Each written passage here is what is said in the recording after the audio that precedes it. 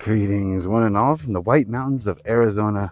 Another beautiful day. It might be a little windy, but it's a beautiful day for channeling, so that's what we're doing here today. We're going to be channeling Brittany Murphy. Before we get into this channeling, I just want to say that, I've had some comments in the past when we channel these 3D deceased type spirits, and that, maybe I'm not so gentle with how I ask the questions and stuff, but I just want to say that I kind of view these interviews, I guess you could call them, as sort of just informational. I just want to extract information. I know sometimes we get their egos, and I don't even really want to talk to their egos as much as their higher selves, and I just want to get information on what they did right, what they did wrong, how we can learn from them and ascend as a result. So I'm not trying to have a heart-to-heart and really soothe the ego of the interviewee. I just want to know what they know and know what I need to know moving forward. So that's kind of the way I view these things. I guess that's the way I'll view this one as well. I don't know too much about Brittany Murphy, to be honest with you, so I apologize in advance, but this was a highly requested topic, so Tara's going to see what or who or how she could get. Okay. What are you connected to? Brittany Murphy's 3D ego and higher self. So a mixture. Yes. Okay. What frequency is her consciousness in at the moment? 4. Okay, she's in the astral. Was it higher, middle, lower? What part of the astral? Middle part of 4th dimensional astral. Okay.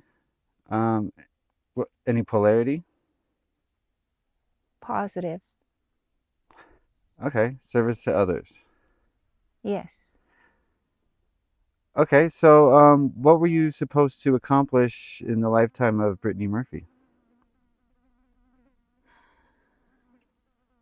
I was meant to see my own strength and light and basically remember my power, but I was also supposed to help others do the same.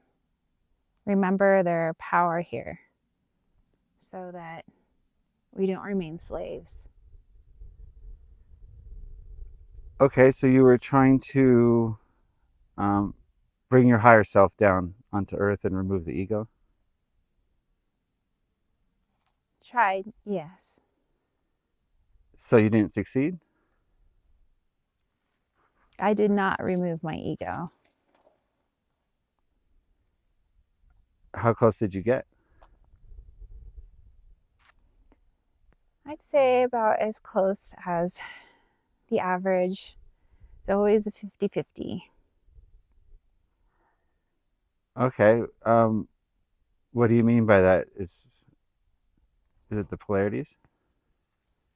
There's a point in everybody's life, whether you're neutral or positive or negative, where you get to make a choice. Do I want to continue listening to this thing that came with my body, or do I want to listen to that other voice, the one that tends to be right all the time? However, we're educated and told to not trust it. So everybody comes to this point. Sometimes it comes early, sometimes it comes later, sometimes children and even babies, infants, can be given this choice at any time. It could even be when you're quite literally on your deathbed. And so it's kind of a crapshoot, I guess, through the eyes of a human, but pretty easy through the eyes of a soul. So is the ego aware of when this 50-50 choice comes? Oh, yeah. That's usually the hardest point in your life. Okay. Could it be considered a spiritual awakening? Would that be a choice? Exactly. That's part of it. So usually when there's a difficult decision to be made, it doesn't mean necessarily that you had a near-death experience or anything like that, but just a moment in time that you feel was most difficult. So your choice was to either go into the ego because it's the one screaming the loudest about whatever situation this is. It might feel like death or the end of the world, which is exactly what an awakening feels like a death. And so you could either then go into be the higher self, your soul, and that feels like death too, but everything just gets more clear. So it's really up to you. Okay, so Tara and I have both made our choice then. Yes. And I did make a choice too, but I didn't remove the ego. When did you make your choice? I was about 18 years old, I suppose. It was some family stuff. Guess we'll leave it at that. And I wanted to follow my intuition. My ego was really screaming one thing, that I should do one thing, but I wanted to follow my heart, even though there might have been also a little bit of ego in what I was following in my heart. Yeah, but yeah, I would say 18. That's when I made my choice. And you chose the ego. Heart, and then I went into the ego. Okay. So you made a deal with the cabal. Yes. What was the nature of your deal? Well, I was meant to, air quotes, meant to be in Hollywood for a long time. As long as I pushed whatever narrative or slept with whoever or watched whatever, then my family, me, we'd be taken care of for the rest of our lives. The thought of just having anything I want, like the world is just yours because you have enough money to do so. Like that's that's a kid's dream, you know? Just do whatever you want. And well, that was kind of the nature of it. In order to have the world, if you're going to go that route, it comes with a pretty high price. So you got to level 2 of their organization, but you didn't take the gold juice, as they call it? Yes, that offering happened around the time of, everybody guessed it, my demise. Okay, so they offered to bring you up to the next level, um, which was immortality. Was that involved? It was that, not really immortality, but you get to live a pretty long time and you get to pretty much not age. And, that appeals to the vanity. But also, like, you're in for good and they're supposed to always have your back. So no matter what you find yourself in, like what shenanigans or tabloid covers, they'll erase it, you know, just enough tabloid coverage, however, to keep you popular, but not enough to smear you. And so what's the cost? Your soul, your family, giving up a family member, watching the satanic things. I'd say it's not great. Did they tell you what your cost would be? Yeah, I knew. And the person in my family hadn't been taken yet, but I did give a name of someone whose life they could take, in order to keep me where I was and protected, and that they basically also have a domain over my body, and whatever they want to do with it is their property, their choice. So that's that. But how can you sign away someone else's free will?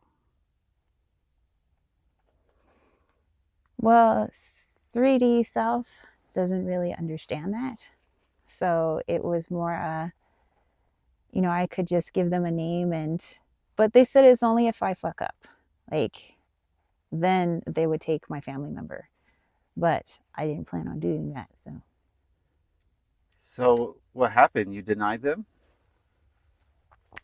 Well, I was I was hesitant again. I have my own intuition saying, "Yo, Britt, don't do this. Like, no, don't."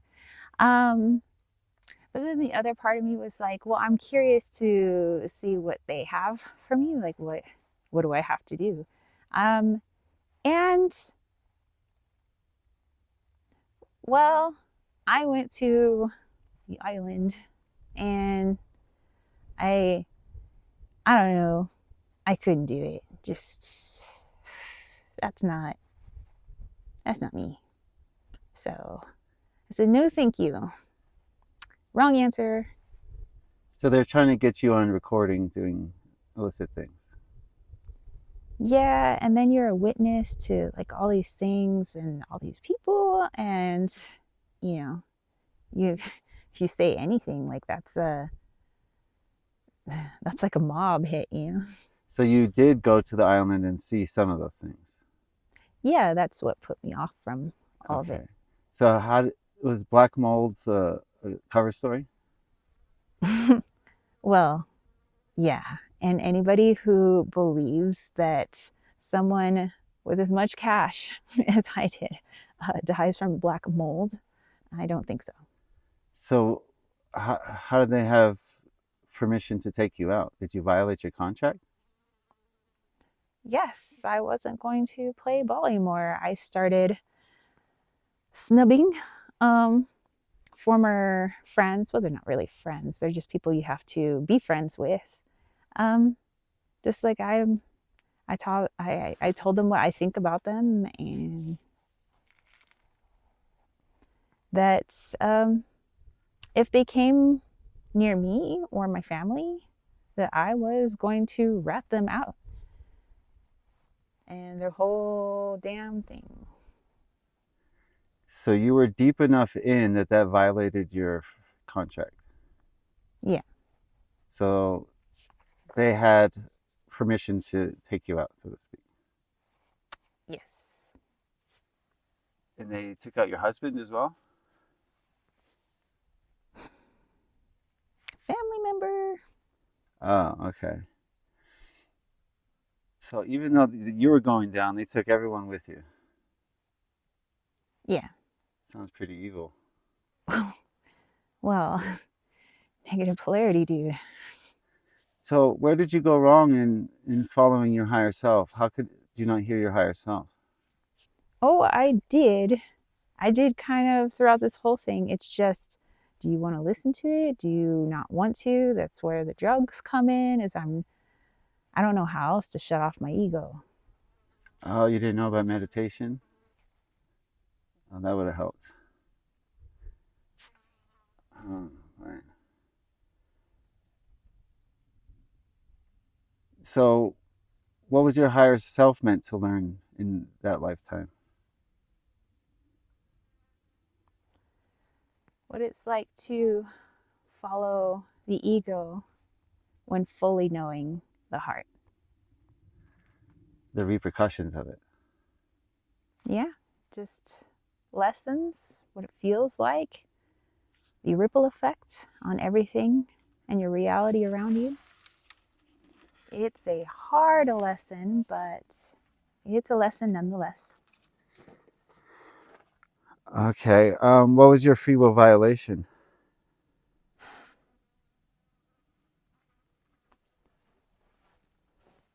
I would say evil shit. Okay, you don't want to talk about it? It's what I was repulsed by on the island was exactly my free will violation. Uh, so actually, if you had gone deeper into the island, that would have been healing. Yes, if I didn't run away from my trauma, used it as a healing experience while not listening to my ego.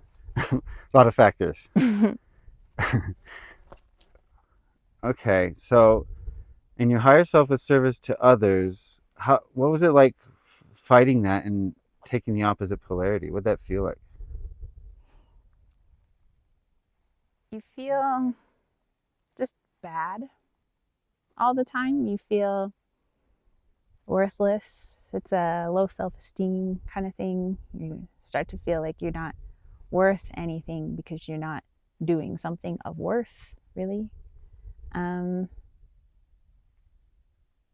Yeah, so I would say my use of implements that dull the senses was a mixture of me wanting to turn off my ego, but also wanting to get rid of that awful feeling. So it's like my ego trying to get rid of my higher self, I guess, at the same time.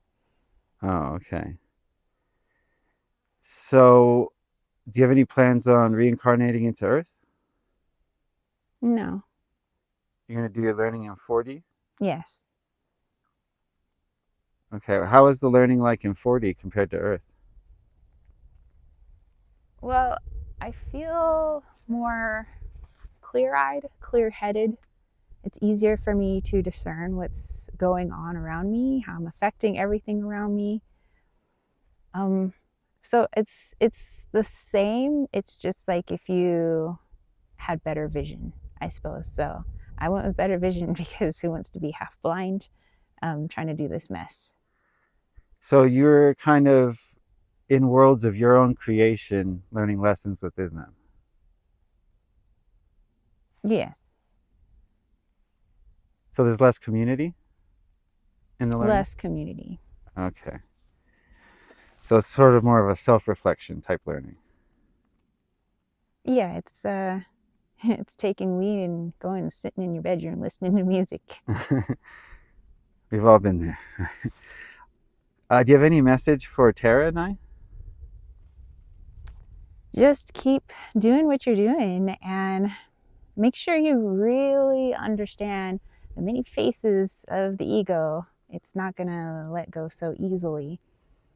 But hey, we got faith in y'all. You got faith in me. I got faith in y'all. Very good. Well, thank you so much for speaking with us. We love you. We appreciate you for coming and helping us. Do you have any last message for the people before we go? I know that a lot of you are going to be thinking about when was that really important or tragic or meaningful thing that happened in my life? What was my choice? And don't get so stuck on that because that's in the past. You know, we make choices, but we make choices all the time. And you can always change your choice. That's the thing. So nothing is set in stone.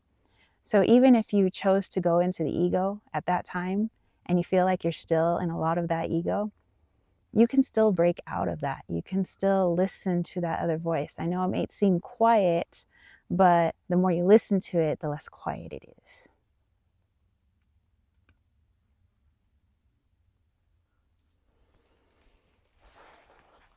All right. That was amazing. Wow. To all the same mannerisms, the same like inflections in the voice.